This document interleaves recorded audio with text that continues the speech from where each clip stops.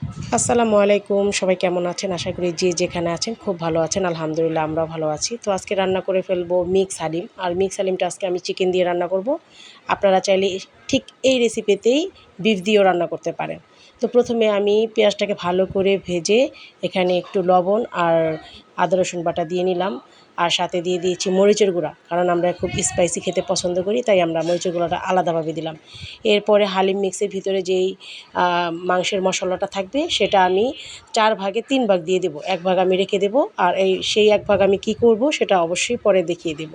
তো মশলাটা ভালো করে কষিয়ে যখন দেখবেন তেলটা ভেসে উঠেছে, তখন আমি চিকেনটা দিয়ে দেবো। আর চিকেনটার সাথে কখনও পানি দেবেন না, কারণ চিকেন থেকে এমনি অনেক পানি বের হয়। তো এখন চিকেনটাকে ভালো করে কষিয়ে আমরা রেখে দেবো 15 থেকে 20 মিনিটের জন্য, এটা সিদ্ধ হওয়ার জন্য। এখন চিকেনটা ভালো করে মেখে আমি ঢেকে রাখবো 15 মিনিট পর। 15 মিনিট পর দেখবেন ঝোলটা ভালো করে শুকিয়ে এসেছে। এখন এখানে আমরা পরিমাণ মতো পানি দিয়ে দেব।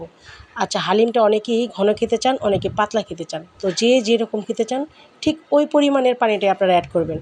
আমরা একটু পাতলা খেতে চাই, তাই আমি এখানে 3 কাপ পানি অ্যাড করলাম। যদি একটু ঘন খেতে চান তাহলে 2 কাপ পানি অ্যাড করবেন। তো পানিটা আমি দিয়ে অপেক্ষা করব ফুটে আসা পর্যন্ত। তো যখন পানিটা ভালো করে ফুটে আসবে, তখন আমরা সেই গরম পানি দিয়ে যে আমরা হালিম মিক্সটা ভিজিয়ে রেখেছিলাম সেটা আমরা এখন এখানে অ্যাড করে দেব। তো এখন এটা ভালো করে ফুটে আসা পর্যন্ত আমরা অপেক্ষা করব। তো আলহামদুলিল্লাহ হালিমটা ফুটে এসেছে এবং ডালটাও ভালো মতো সিদ্ধ হয়ে গেছে।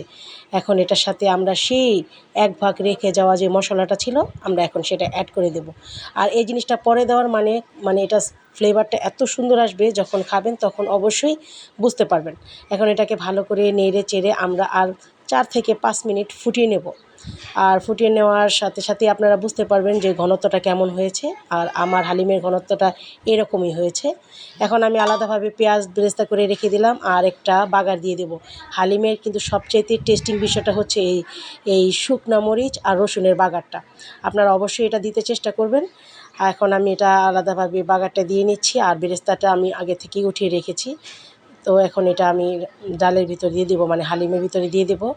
আর সবশেষে অ্যাড করব ধনেপাতা। এখানে আছে বেরেস্তা, আদা কুচি আর হলো কাঁচামরিচ কুচি। কাঁচামরিচটা আমি একটু কম দিলাম, কারণ আমাদের এখানে বাচ্চারা যেহেতু বেশি খাবে, তো বাচ্চাদের মানে ঝালের কথা চিন্তা করি আমরা কাঁচামরিচটা কম দিয়েছি। যদি আপনারা ঝাল বেশি খেতে চান তাহলে এক্সট্রাভাবে আরও কাঁচামরিচ নিয়ে নিতে পারেন। তো এখন আমি পাত্রে সব কিছু দিয়ে রেখে দেব। আর যখন ইফতারের সময় হবে বা আমরা যখন এটা খাবো, তখন একসাথে মিশিয়ে নেব। আর এখানে শসা কুচি, লেবু, এটা আমরা যখন পরিবেশন করব তখন অ্যাড করে দেব। তো সবাই ভালো থাকবেন।